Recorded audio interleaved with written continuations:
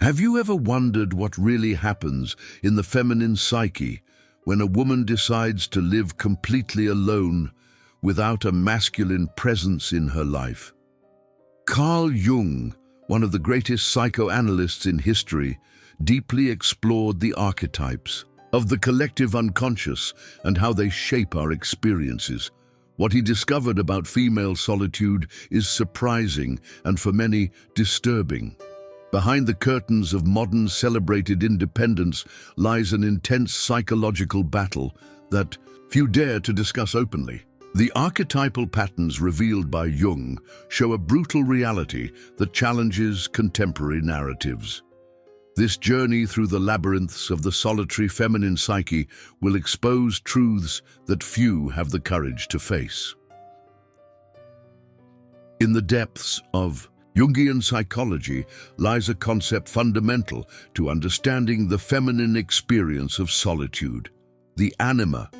For Jung, the anima represents the unconscious feminine aspect within men, but its counterpart, the animus, represents the masculine within women. When a woman chooses to live in complete isolation from masculine energy, a peculiar psychological phenomenon begins to unfold within her psyche. The absence of external masculine presence creates what Jung would describe as an energetic vacuum. Nature abhors a vacuum, and the psyche is no exception. Without the balancing presence of masculine energy in her life, a woman's internal animus often becomes either hyperactive or atrophied. This psychic imbalance manifests in various ways that profoundly affect her relationship with herself and the world. As Jung meticulously documented in his clinical observations, women living in prolonged isolation from masculine energy often experience an intensification of their animus projection. Without a real man to interact with, the masculine archetype becomes increasingly fantasized and often idealized beyond any realistic measure. These projections become increasingly divorced from reality, creating psychological patterns that reinforce isolation rather than genuine connection. The woman's internal dialogue shifts dramatically. Without external masculine feedback to create healthy psychological friction, her thoughts may become increasingly circular and self-reinforcing. Jung noted that this often leads to a peculiar form of one-sided psychological development where certain functions become overdeveloped while others languish. The animus, when not regularly engaged with actual masculine energy, can manifest as an internal critical voice that becomes increasingly harsh and unforgiving. This inner masculine aspect, detached from the grounding influence of actual masculine presence, often becomes tyrannical in its judgment. What began as a voice of healthy discernment transforms into an inner devouring force that continuously undermines the woman's sense of self-worth and adequacy. Moreover, Jung observed that the absence of masculine energy creates a distortion in how a woman perceives male behavior in general. Without regular, intimate exposure to the full spectrum of masculine expression, from strength to vulnerability, from assertiveness to tenderness, her understanding becomes increasingly based on cultural stereotypes rather than lived experience. This further deepens the void, as her relationship with masculinity becomes increasingly theoretical rather than experiential. The compensatory mechanisms that the psyche employs to fill this void are particularly fascinating.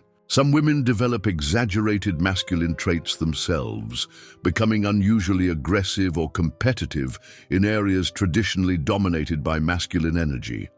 Others retreat further into an exaggerated feminine identity, becoming almost caricatures of traditional femininity. Both responses represent the psyche's desperate attempt to restore balance in the absence of actual masculine-feminine interaction. Jung's archaeological approach to the psyche revealed that these patterns often connect to primordial archetypal images. The solitary woman often finds herself unconsciously acting out ancient mythological patterns, becoming the self-sufficient Amazon, the isolated priestess, or the maiden waiting for a prince who never arrives. These archetypal patterns provide temporary psychological structure, but ultimately fail to fulfill the deep need for actual masculine-feminine exchange. Particularly problematic is the relationship with what Jung called the shadow aspects of the masculine. Without healthy masculine relationships to provide nuanced understanding, the dark aspects of masculinity often become either demonized or, paradoxically, secretly idealized. This creates an ambivalent relationship with masculinity that further complicates potential relationships should they eventually arise.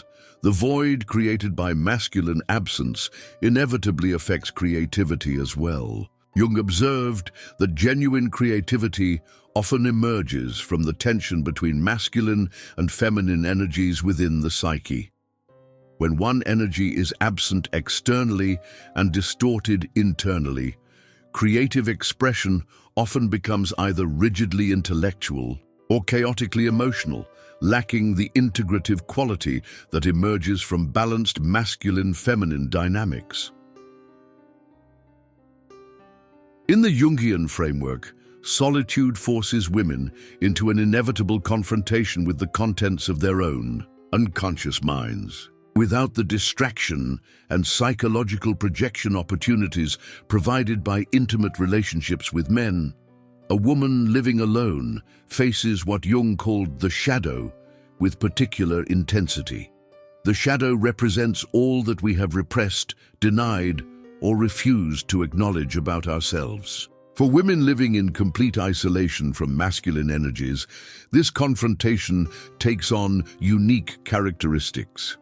Without a masculine counterpart to serve as a projection screen for her own disowned qualities, these aspects emerge with startling clarity in dreams, fantasies, and emotional patterns. Jung observed that women living alone often experience more intense dream activity, particularly dreams featuring masculine figures that represent aspects of their own psyche they've refused to integrate. These dreams frequently carry a numinous, sometimes threatening quality, as the unconscious demands recognition of these disowned elements. The confrontation with one's shadow in isolation creates a psychological pressure cooker. Negative emotions that might otherwise be directed outward in relationship conflicts, anger, jealousy, possessiveness, dominance, instead circulate internally, creating complex psychological patterns that can manifest as anxiety, depression, or obsessive thinking.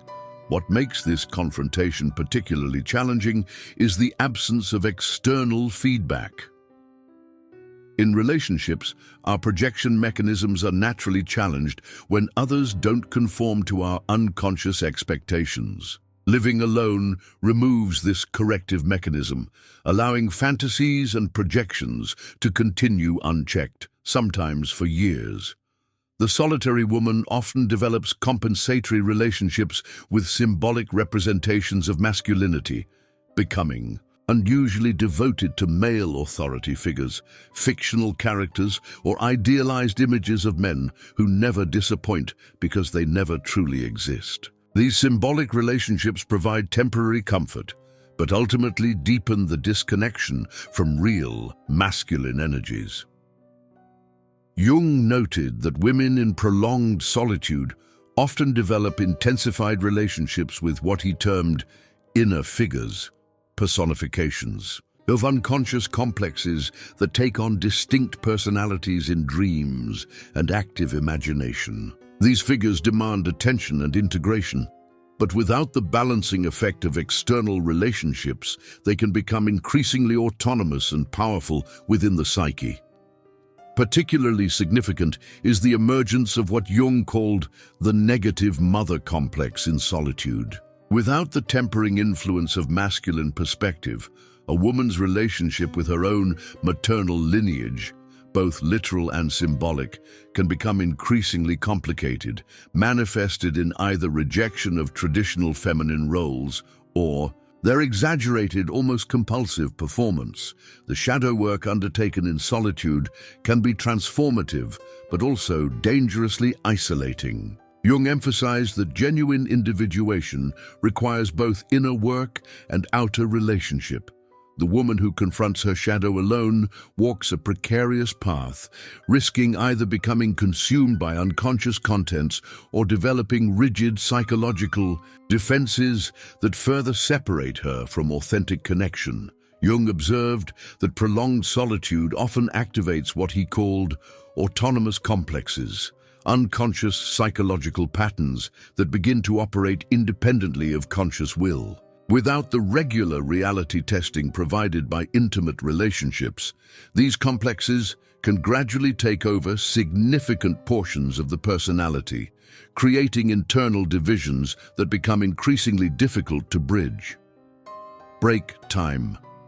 Threes. In Jungian psychology, the persona represents the social mask we present to the world, our public face. For women living alone without masculine companionship, Jung observed a fascinating phenomenon regarding this persona: the development of what he termed the independence complex. This complex manifests as an exaggerated presentation of self-sufficiency, strength, and complete contentment with solitude. Externally, these women often project an image of having transcended the need for masculine companionship entirely.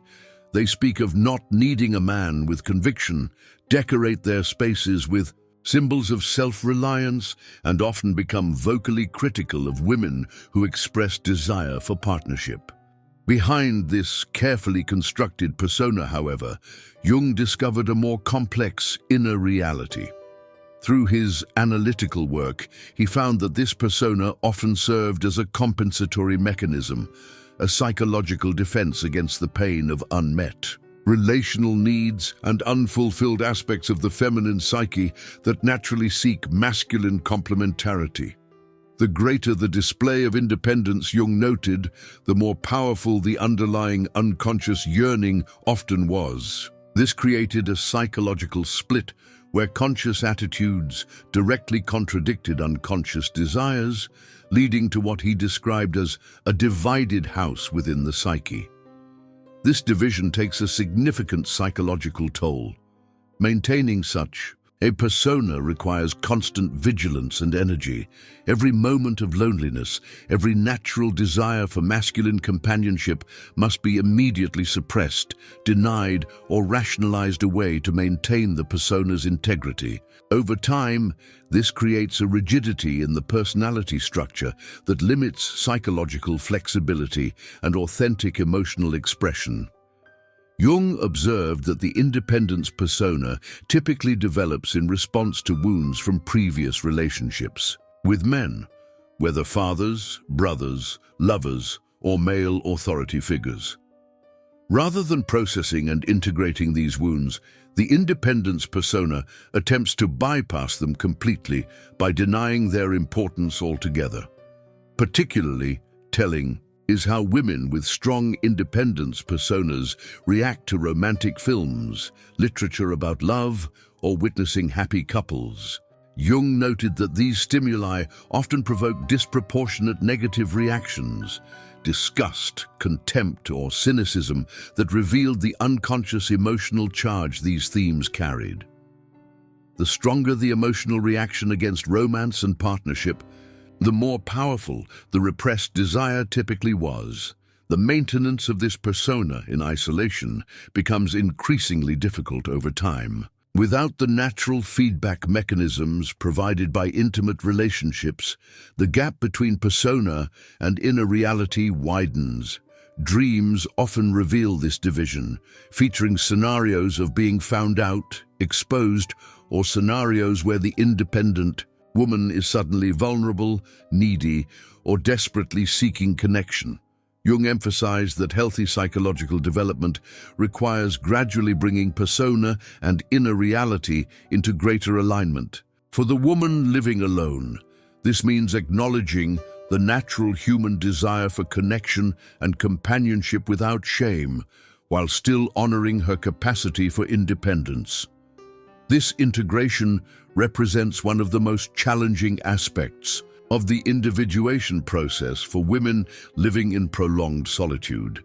The independence persona, when rigidly maintained, eventually creates what Jung called shadow inflation, where all dependent, vulnerable, and connection-seeking aspects of the personality are forced into the unconscious, only to emerge in dreams, slips of tongue, or in extreme cases, psychological breakdown when the persona can no longer be maintained. In Jung's analytical psychology, archetypes represent universal primordial patterns and images that derive from the collective unconscious. For women living in prolonged solitude without masculine presence, certain archetypes become either hypertrophied or atrophied, creating significant imbalance in the psychic structure. The primary archetypal disruption occurs within what Jung called the quaternity of psychological functions: thinking, feeling, sensation, and intuition. In balanced psychological development, these functions work in complementary harmony. However, isolation from masculine energy often leads to over-reliance on certain functions at the expense of others.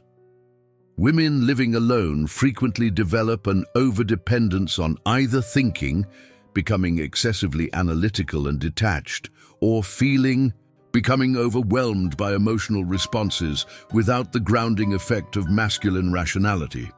This creates a psychological one-sidedness that Jung considered dangerous to overall psychic health.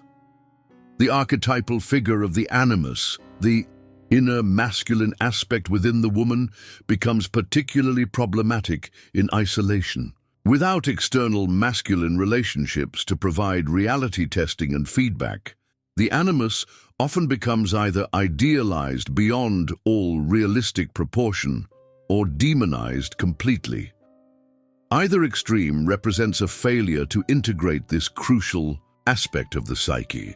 Jung observed that the mother archetype undergoes significant transformation in women living alone. The natural maternal impulses, without outlets through traditional family structures, seek expression in substitute forms, often through excessive caregiving to friends, pets, plants, or through professional roles.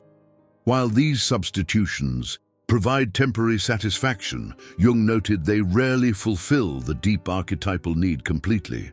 Particularly problematic is the abandonment of what Jung called the hieros gamos, or sacred marriage archetype, the profound union of masculine and feminine energies that represent psychological wholeness. Without engaging this archetypal pattern externally or internally, women in isolation often experience a sense of incompleteness that manifests as restlessness, chronic dissatisfaction, or a vague but persistent feeling that something essential is missing from life.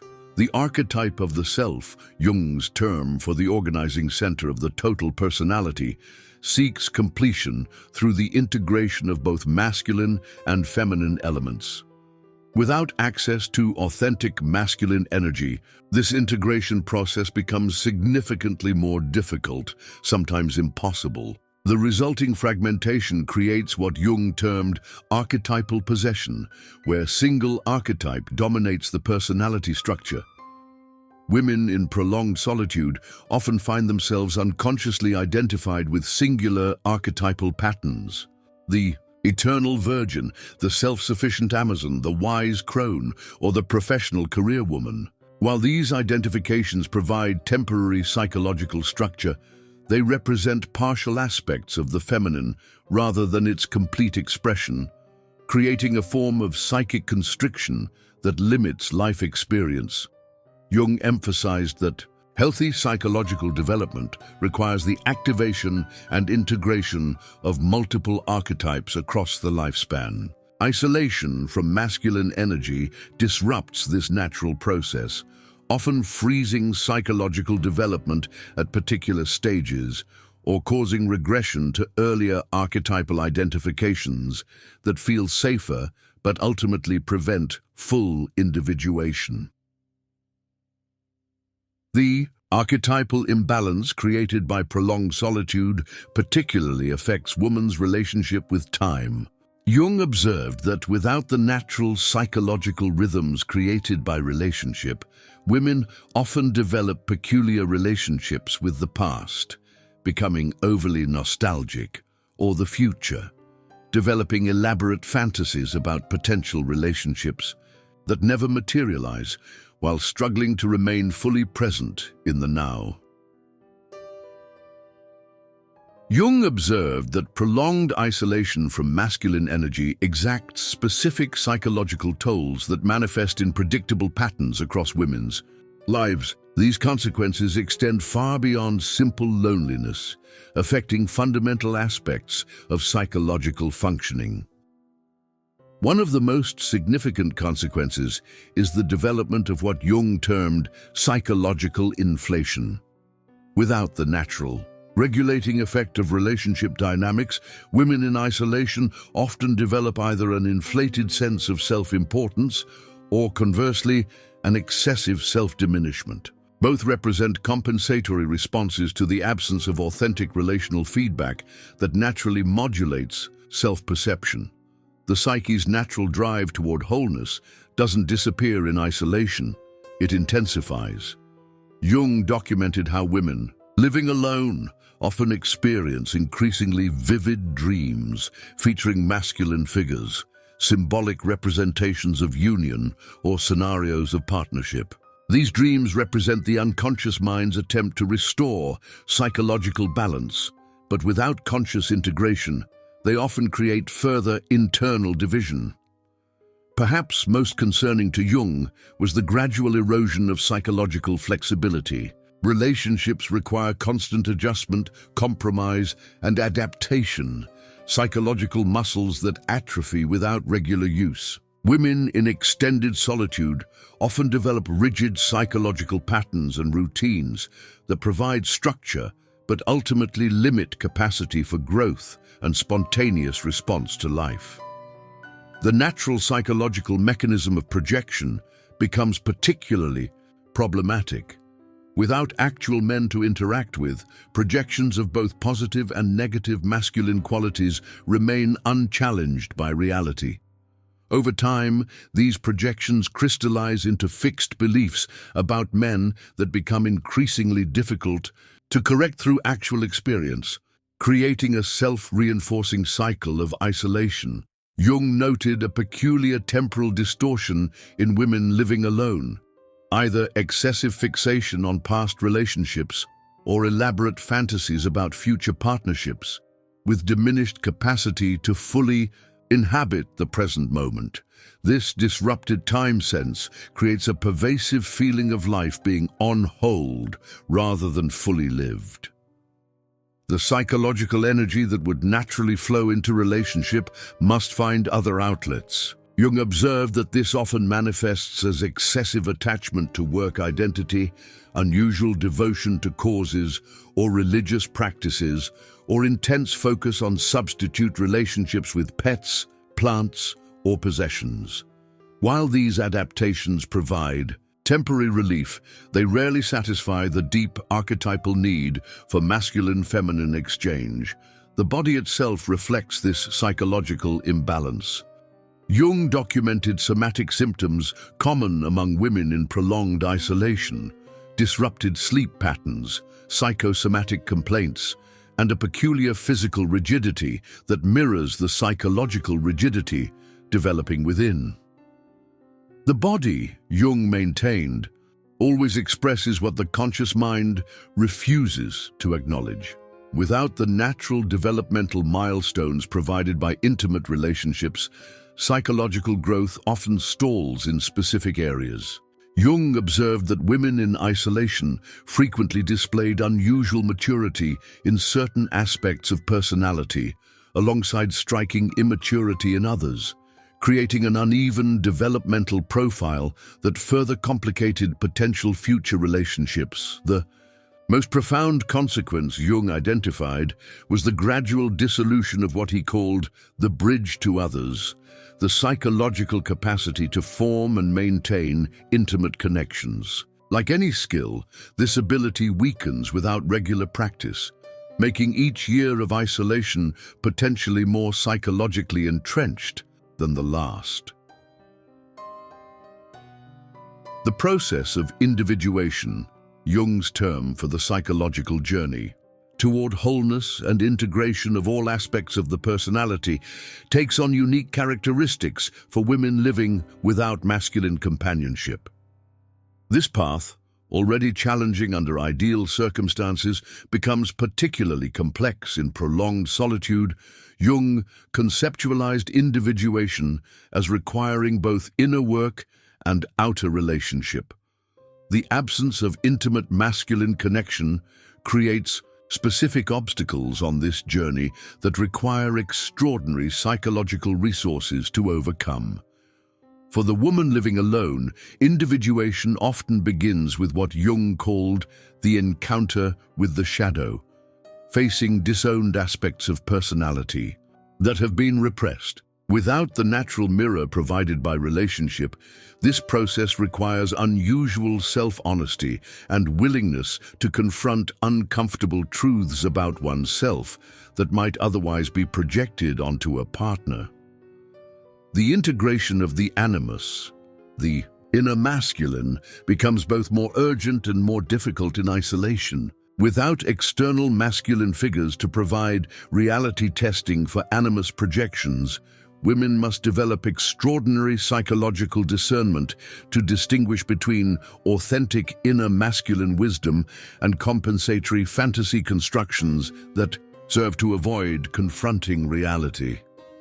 Jung observed that women in isolation often developed unusual relationships with symbolic systems, becoming deeply engaged with mythology, religion, or esoteric practices. These symbolic frameworks provide archetypal containers for psychological energies that would naturally flow into relationship, temporarily satisfying the psyche's need for meaning and structure.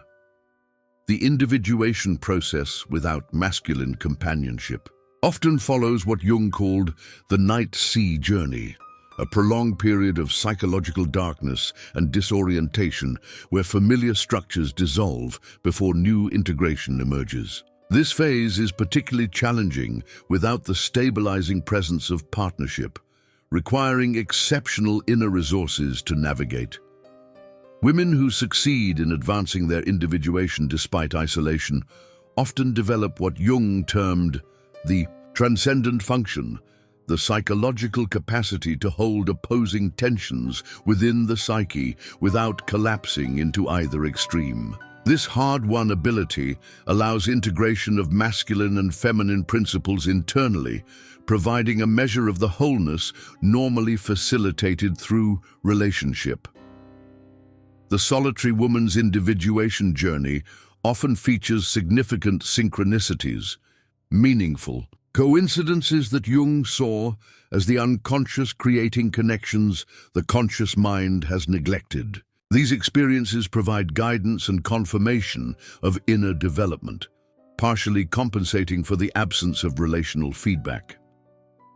Jung noted that successful individuation in isolation often involves the development of a particular relationship with what he called the objective psyche, the autonomous layer of the unconscious that operates independently of personal history. This relationship provides a sense of connection to something larger than oneself, partially addressing the relational vacuum created by prolonged solitude. The ultimate goal of individuation, the realization of the self as the organizing center of the total personality, remains possible but requires extraordinary commitment and psychological sophistication when pursued without the natural developmental catalyst of masculine-feminine relationship. In Jung's analytical framework, the animus, the masculine aspect within a woman's psyche, requires regular relationship with actual men to remain grounded in reality. For women living in complete isolation from masculine energy, this inner masculine element often undergoes a dangerous transformation.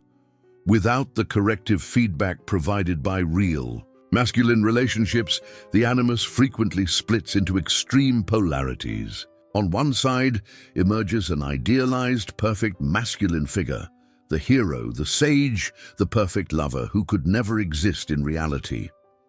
Simultaneously, its shadow counterpart develops, a demonized masculine force perceived as threatening, controlling, or inherently untrustworthy. Jung observed that this split creates a psychological double bind.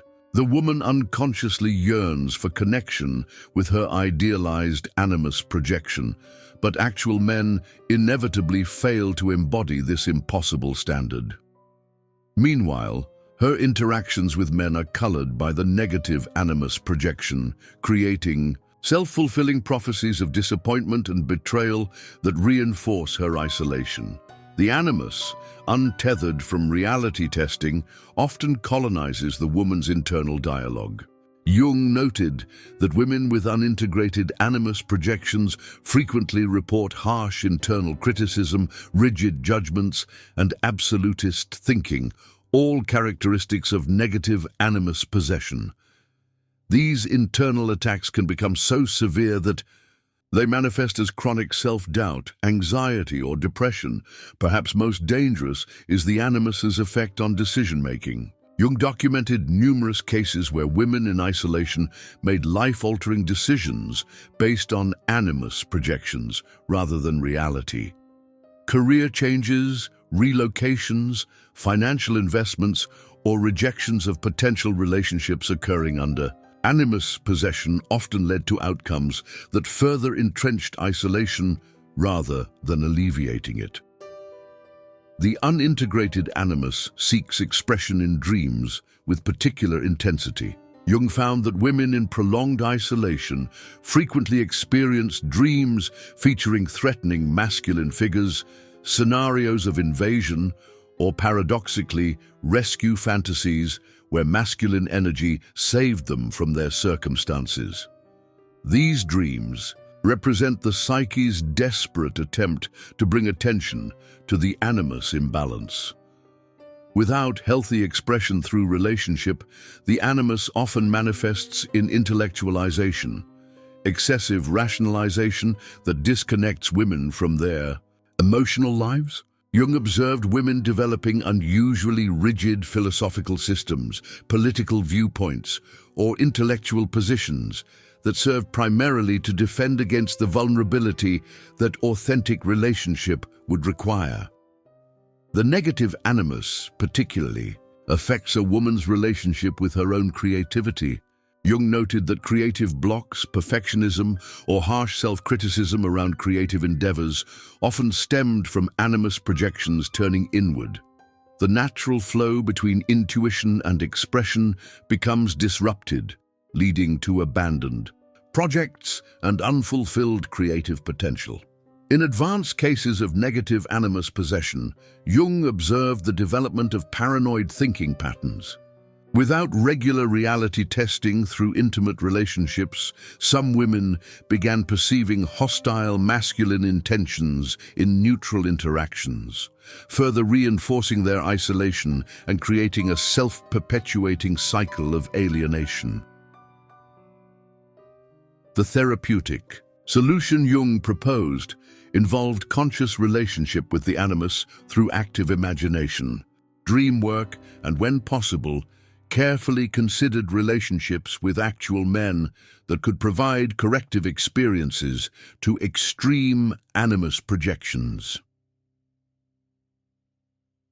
Jung's ultimate perspective on women living alone without masculine companionship was not one of hopelessness, but of potential transformation. He identified specific psychological paths that could lead to integration and wholeness, even in the absence of traditional partnership. The first path involves conscious relationship with the inner masculine. Rather than allowing the animus to operate autonomously through unconscious projections, Jung advocated for deliberate engagement through active imagination, a process of conscious dialogue with inner figures. Through this practice, women could develop relationships with aspects of their animus, gradually integrating its wisdom without the distortions of unconscious projection. Jung emphasized the importance of what he termed symbolic compensation. Conscious engagement with symbolic representations of masculine energy through art, literature, film, and mythology. By consciously processing these symbolic experiences, women could partially satisfy the psyche's need for masculine-feminine exchange while maintaining awareness of the symbolic nature of the experience. The development of what Jung called psychological androgyny represents another path. This involves conscious cultivation of traditionally masculine qualities, logical thinking, assertiveness, independence, alongside feminine qualities of receptivity, relatedness, and intuition. This internal marriage of opposites creates a psychological completeness that reduces dependence on external completion. Jung observed that women who successfully navigated solitude often develop profound relationships with what he called the transpersonal, connection to something larger than the individual self. Whether through spiritual practice, creative work, or service to community, these connections provided meaning and purpose that transcended personal relationship needs. The conscious differentiation between solitude and isolation represents a crucial step. Jung distinguished between chosen solitude, a state of being alone but psychologically complete, and isolation, a state of separation experienced as deprivation. Women who thrived alone developed the capacity to transform isolation into genuine solitude through inner work and mindful self-relationship. Jung emphasized the importance of meaningful work in creating psychological wholeness. Women who found vocational expressions that engaged both masculine and feminine aspects of their personality often achieved a sense of purpose and contribution that provided significant psychological satisfaction even without intimate partnership.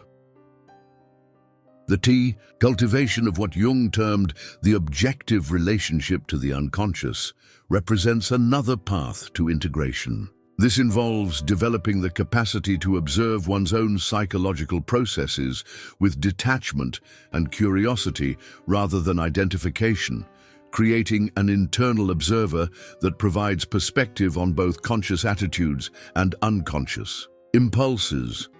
So Jung noted that physical embodiment practices, dance, movement, tactile arts, interaction with nature, provided crucial grounding for women living without the natural embodiment that relationship encourages. These practices reconnect women to the wisdom of the body, counteracting the tendency toward excessive intellectualization or fantasy that isolation often promotes.